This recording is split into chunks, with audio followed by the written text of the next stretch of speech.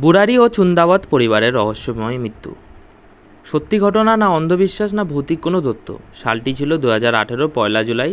দিল্লির বুরাড়ি এলাকায় ঘটে এমন এক ঘটনা যা আজও মানুষ বিশ্বাস করতে পারে না।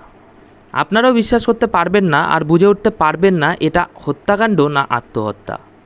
অবশেষে আপনাদেরও মনে হবে হয়তো কোনো অস্তিত্বহীন শক্তির উপস্থিতির কারণে ঘটেছে।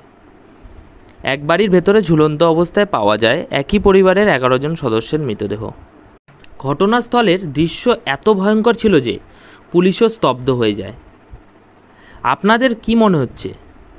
একই পরিবারের সদস্যদের মৃতদেহ ঝুলছে, হয় এটা আত্মহত্যা না হলে পরিকল্পিত খুন। আসলে এটাও প্রমাণ হয়নি যে এটা কি ছিল, গণ আত্মহত্যা না পরিকল্পিত খুন। আপনাদের শুনে যা মনে হচ্ছে আমারও শুনে ঠিক তাই মনে হয়েছিল। চলুন আজ জানি বুরাড়ি ডেথ মিস্ট্রি, ভারতের সবচেয়ে আলোচিত এবং ভয়ানক রহস্যের মধ্যে একটি, যা এখনও অমীমাংসিত। কেন অমীমাংসিত জানতে হলে স্কিপ না করে পুরো ভিডিওটি দেখুন।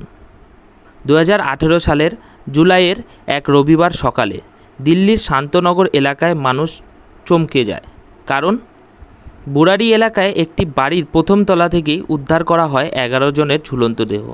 একই পরিবারের সদস্য ছিল, 7 জন ছিল মহিলা আর 4 জন ছিল পুরুষ। সবারই চোখ বাঁধা, হাত বেঁধে গলায় ফাঁস দেওয়া।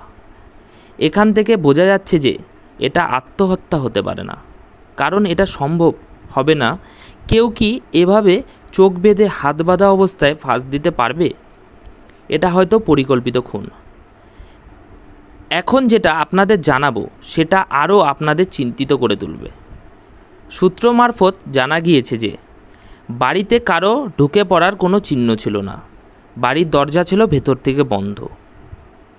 এবার আপনাদের ভাবনা আমার মতো পরিবর্তন হয়েছে যে এটা আত্মহত্যাও নয়, পরিকল্পিত খুনও নয়। তাহলে কি কোনো অলৌকিক কিছু? আসুন দেখি। পুলিশ যখন বাড়িতে খোঁজাখুঁজি শুরু করে তখন একটি ডায়েরি খুঁজে পান, যেখানে লেখা ছিল 11 বছর ধরে পরিচালিত আধ্যাত্মিক চর্চার কথা। সবচেয়ে আশ্চর্যের তথ্য ছিল ললিত নামের এক ব্যক্তি, যিনি ছিলেন এই পরিবারেরই এক সদস্য, তিনি এই আধ্যাত্মিক নির্দেশ পেতেন তার মৃত বাবার আত্মা থেকে। তার বাবার 2007 সালে নিধন ঘটেছে। ডায়েরিতে লেখা ছিল কিভাবে, কবে, কে কিভাবে ঝুলবে, এমনকি সময়ও দেওয়া ছিল।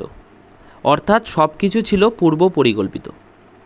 পরিবারের বাকি সদস্যরাও নাকি বিশ্বাস করত আত্মার কথা মেনে চললে তারা হয়তো উদ্ধার পাবে। এটা কি আসলেই ছিল আধ্যাত্মিক বিশ্বাস, নাকি কারো মানসিক বিকার থেকে জন্ম নেওয়া বিভ্রান্তি? কিছু মানুষ বলেন ললিত সম্ভবত সিজোফ্রেনিয়ায় ভুগছিলেন। তার মানসিক সমস্যা থেকেই সৃষ্টি এই পুরো ঘটনা। কারণ 2004 সালে ললিতের সাথে ঘটে এক দুর্ঘটনা। তারপর থেকেই তিনি কম কথা বলতেন। আরও চমকপ্রদ তথ্য হলো, ঘটনার মাত্র একদিন আগেই পরিবারের কেউ একজন সিঁদুর, দড়ি, কাপড় ইত্যাদি কিনেছিলেন, যেন সব কিছু পরিকল্পনা মতোই হয়েছিল। আপনারা কি বিশ্বাস করেন এটা আত্মার নির্দেশ ছিল, নাকি এক ভয়ঙ্কর মানসিক বিভ্রান্তির ফল? আপনাদের মতামত অবশ্যই কমেন্ট বক্সে জানাবেন। আমি জানতে চাই আপনারা কি ভাবছেন। বুরাড়ি এই রহস্য আজও মানুষের মনে ভয় আর প্রশ্ন জাগায়। এটা কি শুধুই মানসিক রোগের গল্প, নাকি ভারতীয় সমাজের অন্ধবিশ্বাসের একটি ভয়ঙ্কর প্রতিফলন?